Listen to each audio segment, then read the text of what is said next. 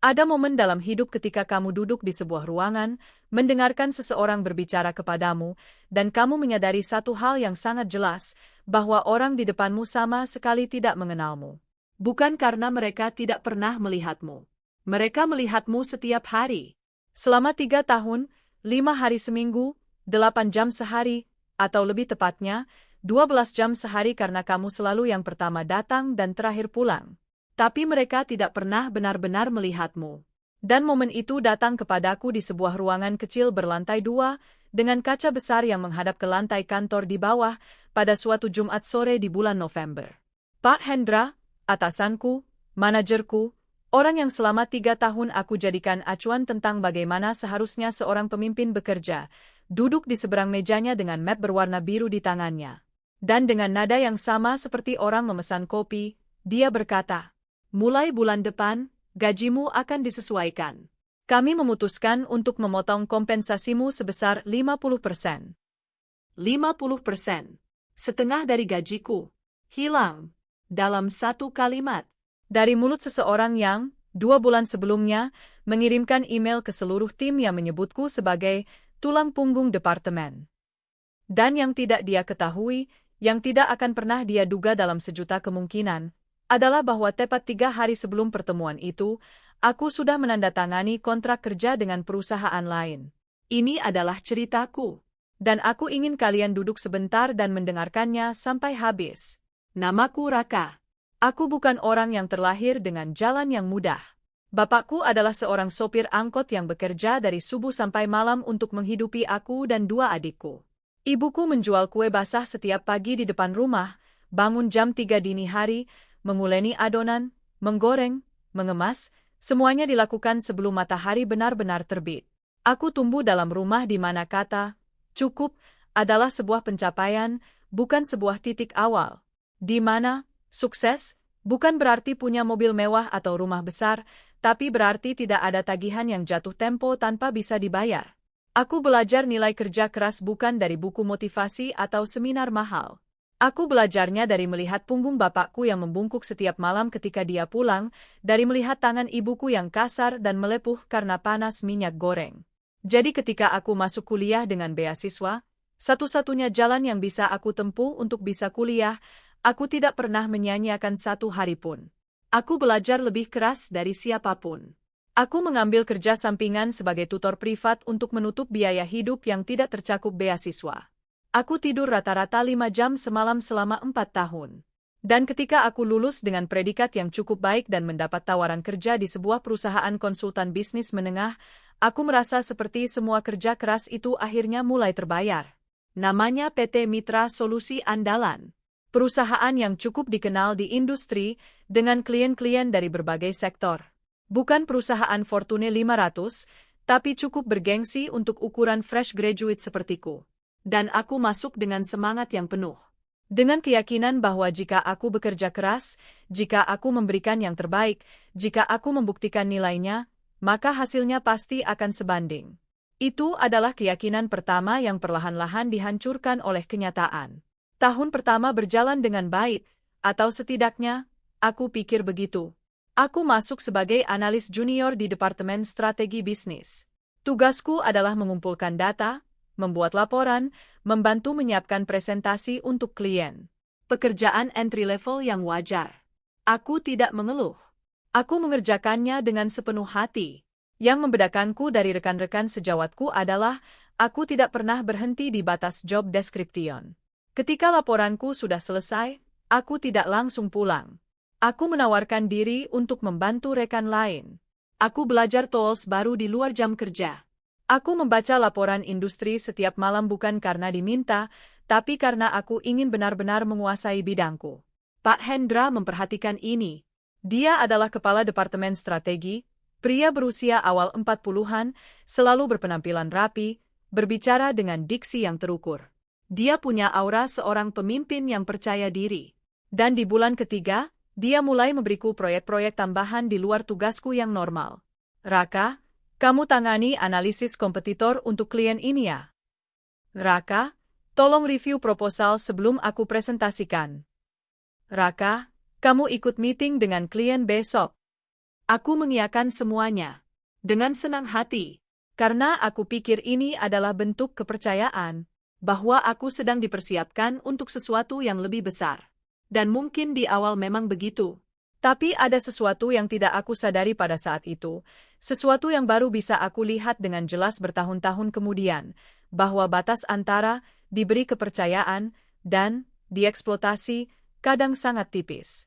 Dan orang yang mengeksploitasimu tidak selalu datang dengan wajah jahat. Kadang mereka datang dengan pujian, dengan senyum ramah, dengan kata-kata seperti, "Kamu istimewa," dan "Aku percaya kamu." Di akhir tahun pertama, aku mendapat kenaikan gaji yang cukup baik. 15%. Pak Hendra menyampaikannya dengan hangat. "Ini baru permulaan, Raka. Kinerjamu luar biasa. Aku melihat masa depan yang cerah untukmu di sini." Aku pulang hari itu dengan dada yang hangat. Aku telepon Bapak dan cerita tentang kenaikan gaji itu. Bapak tidak banyak berkata-kata, dia memang bukan orang yang ekspresif, tapi aku bisa mendengar ada sesuatu yang berbeda di nada suaranya. Semacam lega.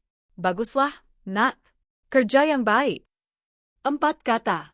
Tapi dari mulut Bapak, 4 kata itu terasa seperti pidato panjang.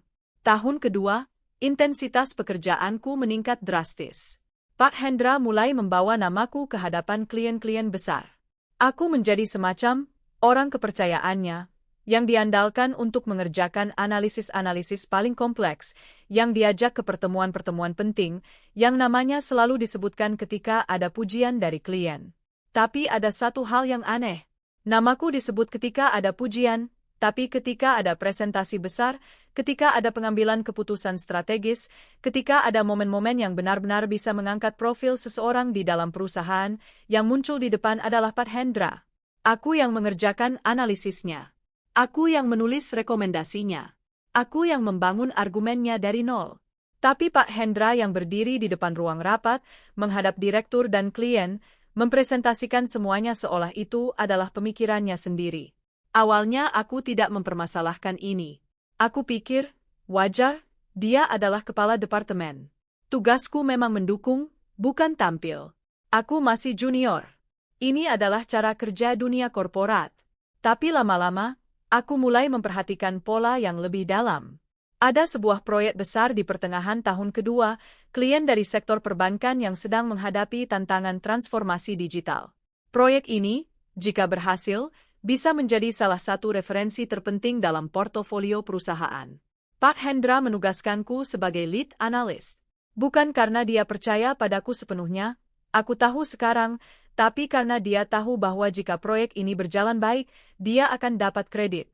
Dan jika ada yang tidak berjalan baik, ada nama lain yang bisa dijadikan penjelasan. Aku bekerja 60 jam seminggu untuk proyek itu. Kadang 70 jam. Aku tidak menghitung lembur karena sistem perusahaan tidak membayar lembur untuk level analis, sudah termasuk dalam paket gaji, adalah frase yang selalu digunakan. Aku melakukan riset yang mendalam. Aku mewawancarai stakeholder dari sisi klien.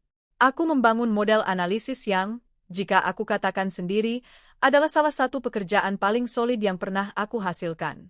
Dan ketika presentasi akhir dilakukan di hadapan Dewan Direksi klien, presentasi yang mendapat standing ovation, yang membuat klien langsung memperpanjang kontrak dengan nilai 2 kali lipat, yang berdiri di depan ruangan itu adalah Pak Hendra.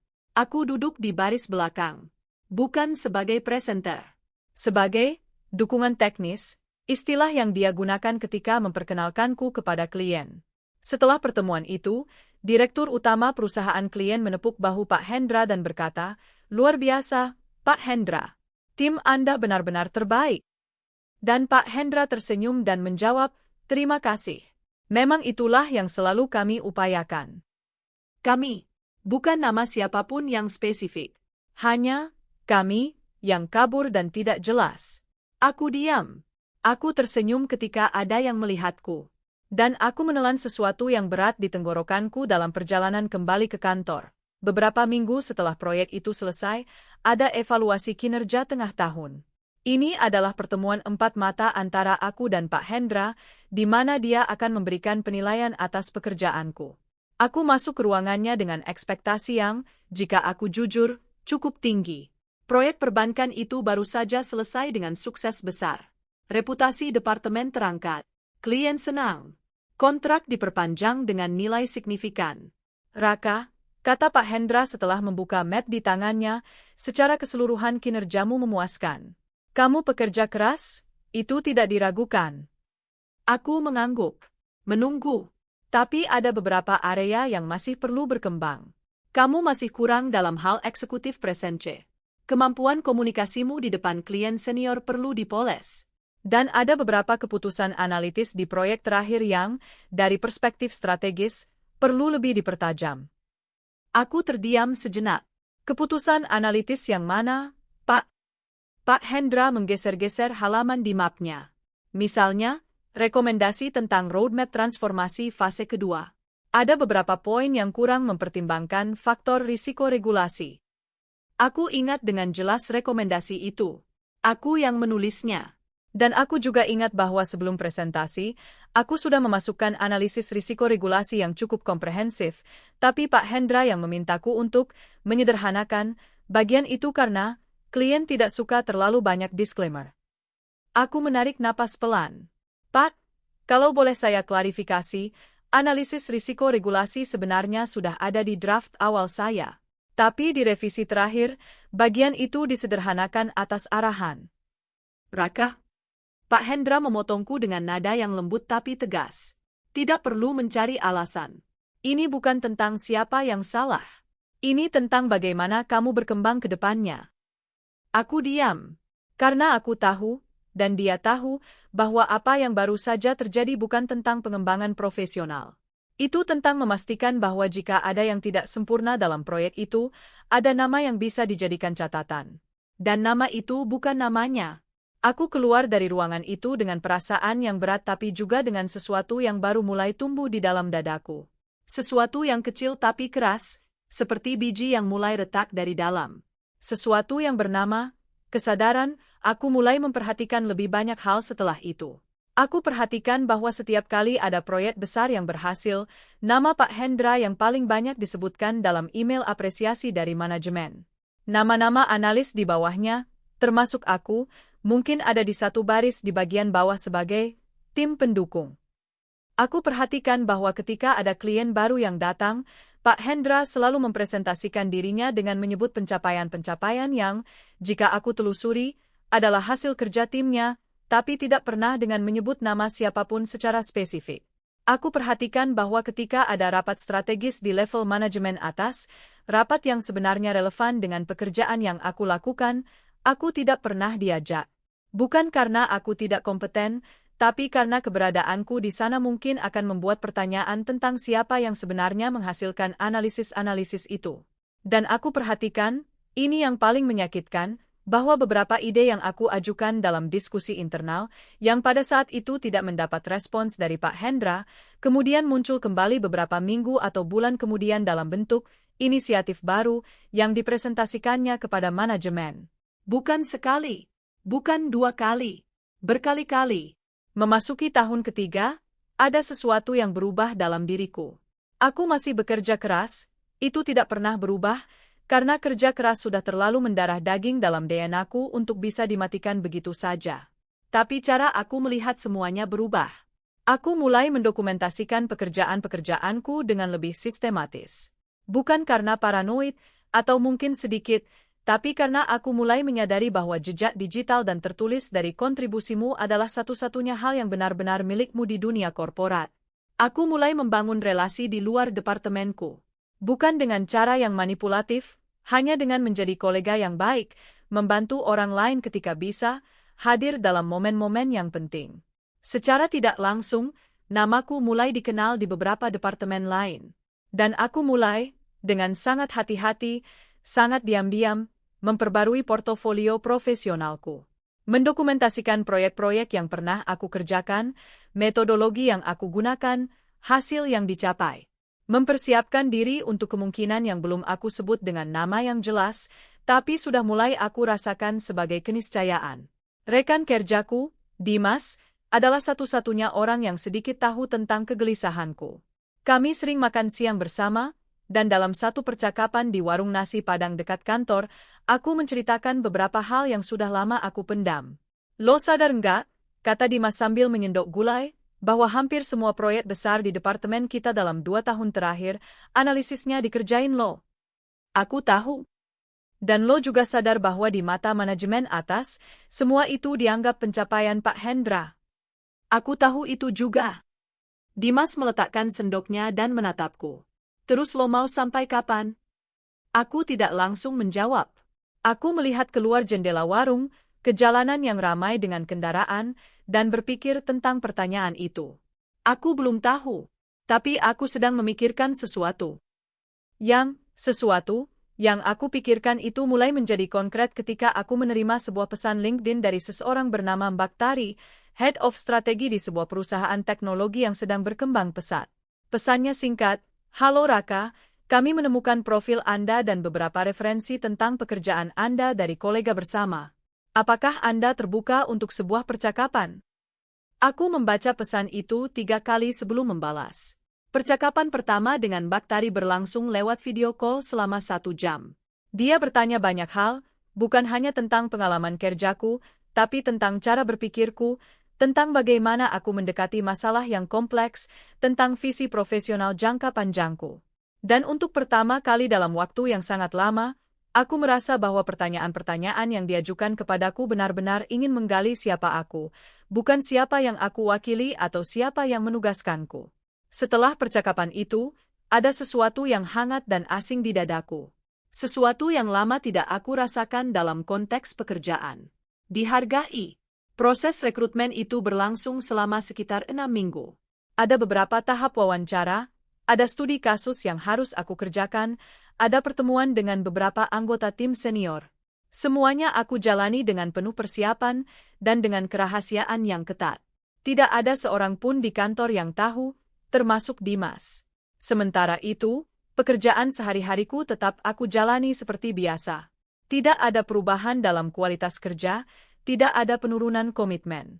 Bukan karena aku tidak punya alasan untuk mulai melepaskan, tapi karena itulah caraku. Kalau aku mengerjakan sesuatu, aku mengerjakan dengan sungguh-sungguh sampai hari terakhir. Di akhir minggu kelima proses rekrutmen itu, aku menerima tawaran resmi.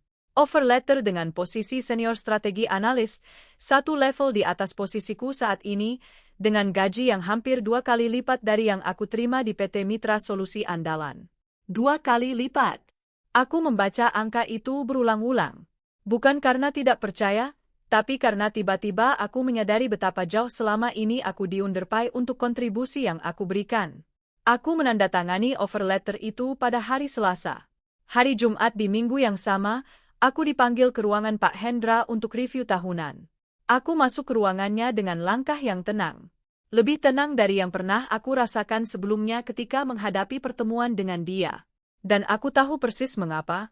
Karena untuk pertama kalinya dalam 3 tahun, aku masuk ke ruangan itu tanpa membutuhkan apapun darinya. Pak Hendra duduk di balik mejanya dengan postur yang biasanya, tegak, map di tangan, ekspresi yang terukur.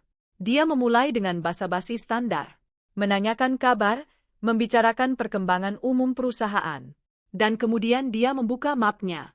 "Raka, aku ingin langsung ke inti pembicaraan ini." Dia meletakkan map di meja dan menyilangkan tangannya. "Kamu tahu bahwa perusahaan sedang melakukan restrukturisasi kompensasi di beberapa departemen." Aku mengangguk pelan. Menunggu. Setelah evaluasi yang komprehensif, manajemen memutuskan bahwa ada penyesuaian yang perlu dilakukan pada struktur gaji di Departemen Strategi. Dan dalam konteks itu, dia berhenti sejenak. "Mulai bulan depan, kompensasimu akan disesuaikan sebesar 50% ke bawah." Ruangan itu hening. Aku menatapnya. 50%. Setengah gajinya. Hilang. Tanpa pemberitahuan yang layak, tanpa diskusi sebelumnya, tanpa penjelasan yang substansial, hanya restrukturisasi kompensasi yang terdengar seperti eufemisme untuk sesuatu yang jauh lebih tidak nyaman untuk diucapkan dengan jujur. "Ada pertanyaan?" tanyanya, dengan nada seseorang yang sudah mempersiapkan diri untuk kemungkinan reaksi emosional. Ada banyak hal yang ingin aku katakan pada momen itu. Ada kemarahan yang sudah lama mengendap di dalam dadaku yang ingin sekali meledak. Ada kelelahan dari 3 tahun memberikan yang terbaik dan menerima yang kurang dari layak. Ada pertanyaan-pertanyaan pedas tentang proyek-proyek yang diklaim, ide-ide yang dicuri, analisis-analisis yang dipresentasikan tanpa kredit yang seharusnya. Tapi aku tidak mengatakan semua itu. Aku hanya mengambil napas yang sangat pelan. Dan aku berkata, Pak Hendra, ada satu hal yang perlu saya sampaikan. Dia menatapku dengan sedikit keheranan. 3 hari yang lalu, saya menandatangani offer letter dari perusahaan lain. Hari ini sebenarnya adalah hari yang tepat untuk menyampaikan hal ini, jadi terima kasih sudah memberikan kesempatan. Aku berdiri dari kursi. Saya akan mengajukan surat resign secara resmi hari ini. Sesuai kontrak, saya akan menyelesaikan masa notice period 1 bulan ke depan. Ekspresi di wajah Pak Hendra berubah. Itu adalah satu-satunya momen dalam 3 tahun di mana aku melihat dia tidak siap. Dia berhenti. Kamu sudah dapat pekerjaan lain? Ya, Pak. Di mana? Aku menyebut nama perusahaannya. Ada sesuatu di matanya yang sulit aku deskripsikan. Bukan marah. Lebih seperti kalkulasi ulang yang terjadi sangat cepat, seperti seseorang yang baru menyadari bahwa langkah yang dia pikirkan sudah terlalu matang diperhitungkan adalah langkah yang salah. Raka, ini tentu saja keputusanmu. Tapi perlu kamu tahu bahwa perusahaan sangat menghargai kontribusimu selama ini. Mungkin kita bisa mendiskusikan ulang soal kompensasi. Pak Hendra. Aku memotongnya dengan lembut. Saya sudah membuat keputusan. Dan saya rasa kita berdua sudah tahu bahwa diskusi tentang kompensasi ini bukan sesuatu yang dimulai hari ini. Dia tidak menjawab. Saya akan menyiapkan dokumen transisi yang lengkap selama masa notice period saya. Semua proyek yang sedang berjalan akan saya dokumentasikan dengan baik agar tidak ada yang tertinggal. Aku berdiri dan mengangguk sopan. Terima kasih atas 3 tahun kesempatan yang telah diberikan. Dan aku keluar dari ruangan itu. 1 bulan masa notice period itu adalah salah satu periode paling menarik dalam hidupku. Reaksi orang-orang ketika mendengar aku akan resign adalah campuran dari berbagai emosi. Ada rekan kerja yang langsung memelukku dan berbisik, aku iri sama kamu. Ada yang menatapku dengan tatapan yang sulit dibaca, entah kagum, entah heran, entah sedikit tidak rela. Ada yang bertanya kemana aku pergi dan ketika aku menyebut nama perusahaan baruku, ekspresi mereka berubah.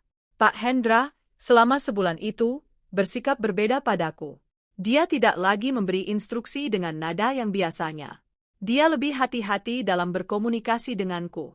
Sesekali dia mencoba percakapan yang terasa seperti upaya pendekatan, menanyakan pendapatku tentang sesuatu, meminta masukan untuk sebuah inisiatif. Aku menjawab semua dengan profesional.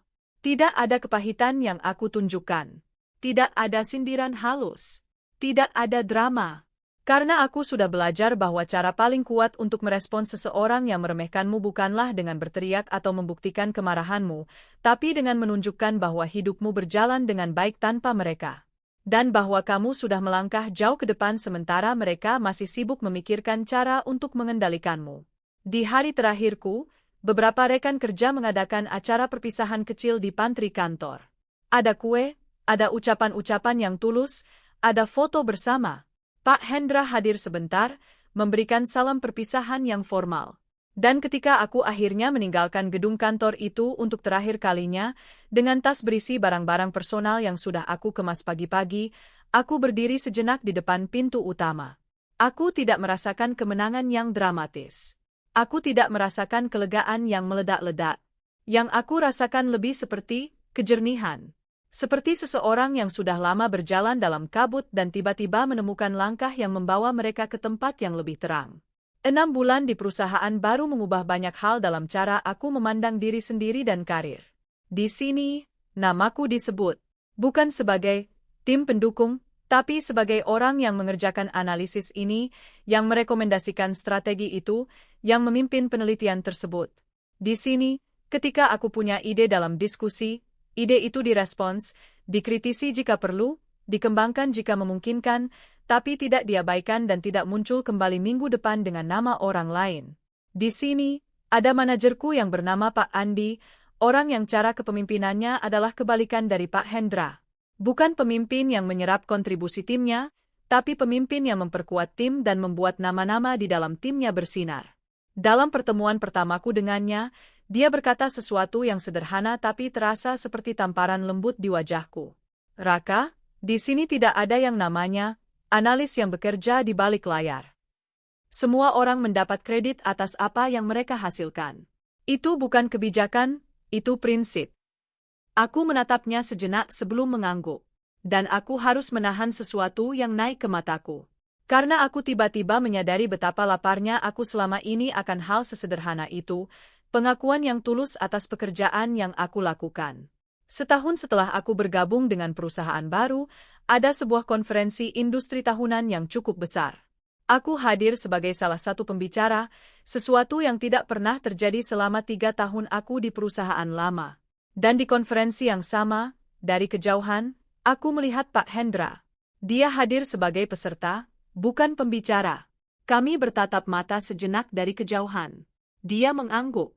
Aku mengangguk balik. Tidak ada percakapan. Tidak ada konfrontasi yang dramatis.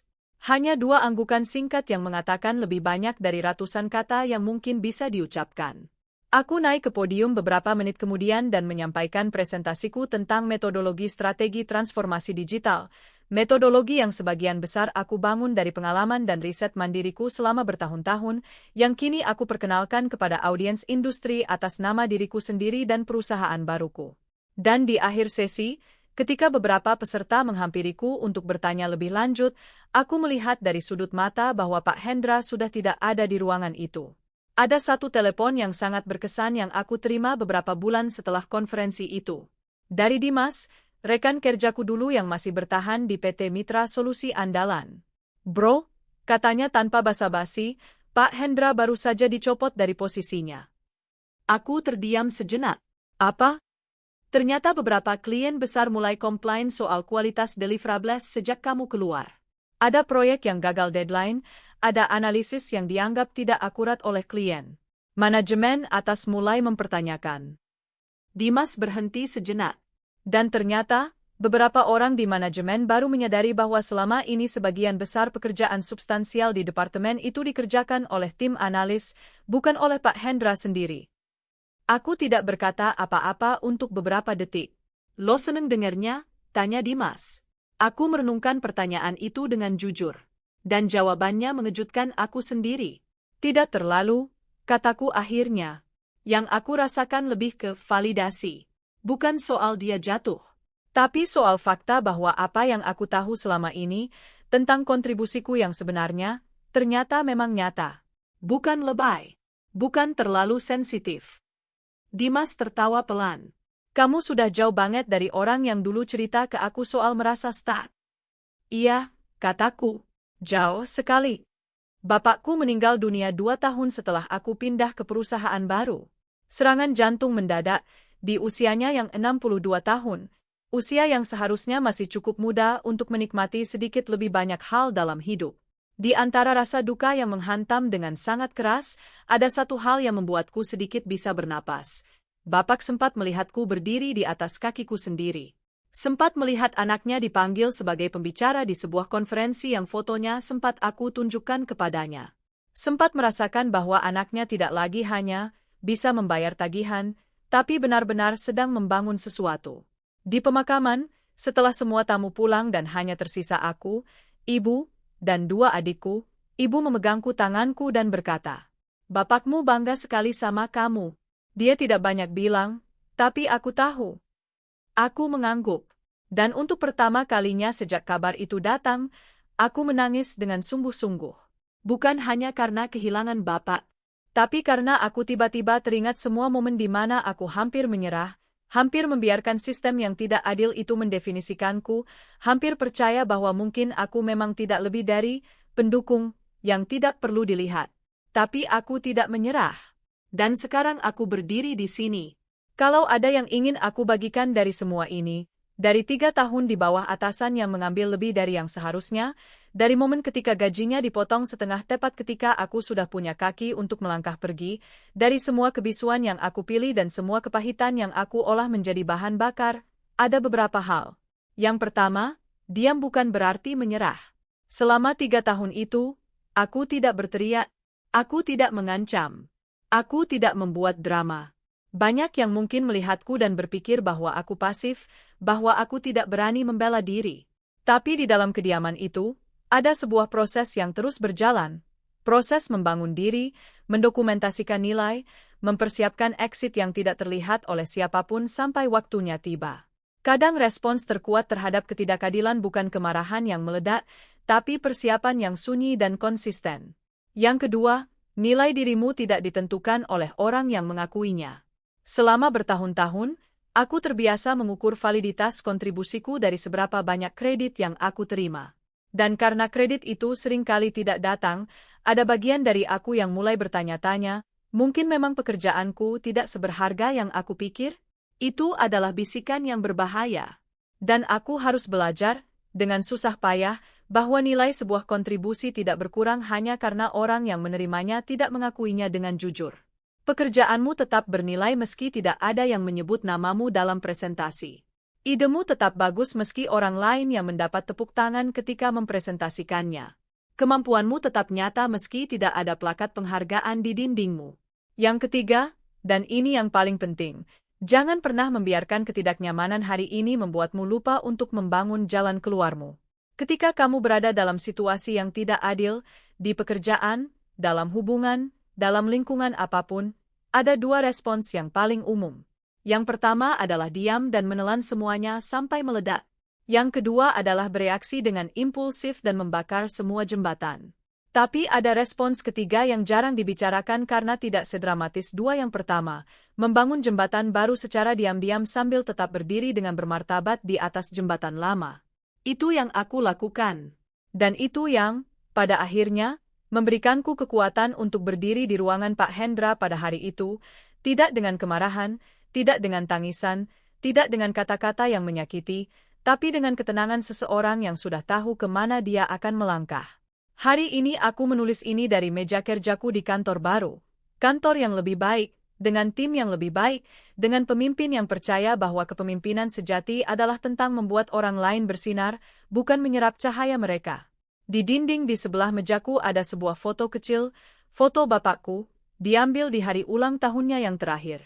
Dia sedang tertawa, tawa yang jarang-jarang keluar dari mulut bapakku, tapi ketika keluar, selalu terasa seperti matahari yang muncul setelah hujan panjang. Setiap pagi ketika aku datang ke kantor dan melihat foto itu, aku diingatkan akan satu hal, bahwa semua kerja keras ini bukan hanya untuk diriku sendiri. Ini untuk membuktikan bahwa anak seorang sopir angkot dan penjual kue basah bisa berdiri setinggi siapapun jika dia tahu nilainya sendiri dan tidak membiarkan siapapun mendefinisikannya lebih rendah dari itu. Pak Hendra mengira dia mengakhiri sesuatu ketika memotong gajinya setengah. Tapi sebenarnya, tanpa dia sadari, dia hanya mempercepat sesuatu yang sudah pasti akan terjadi. Dia mendorong pintu yang sudah aku buka setengahnya. Dan aku berterima kasih untuk itu. Untuk kalian yang sedang berada di titik yang pernah aku alami, yang merasa bahwa kerja kerasmu tidak dilihat, bahwa kontribusimu diambil tanpa kredit yang layak, bahwa sistem di sekitarmu tidak bekerja untukmu meski kamu sudah memberikan segalanya, aku ingin kalian tahu satu hal.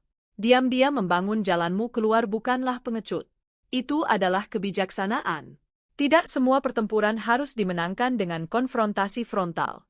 Kadang kemenangan terbesar datang dari langkah yang tidak terlihat, dari keputusan yang kamu buat di malam hari setelah semua orang tidur, dari email yang kamu balas dengan hati-hati, dari keterampilan yang kamu asah di sela-sela waktu kosong, dari koneksi yang kamu bangun satu demi satu. Dan ketika saatnya tiba, ketika kamu akhirnya bisa berdiri di hadapan seseorang yang meremehkanmu dan berkata bahwa kamu sudah menemukan tempat yang lebih layak untukmu, rasanya bukan seperti kemenangan yang berisik. Rasanya seperti ketenangan. Seperti seseorang yang sudah sangat lama berjalan dalam arah yang salah, akhirnya menemukan kompasnya. Dan mulai berjalan ke arah yang benar. Ke arah yang seharusnya dari awal.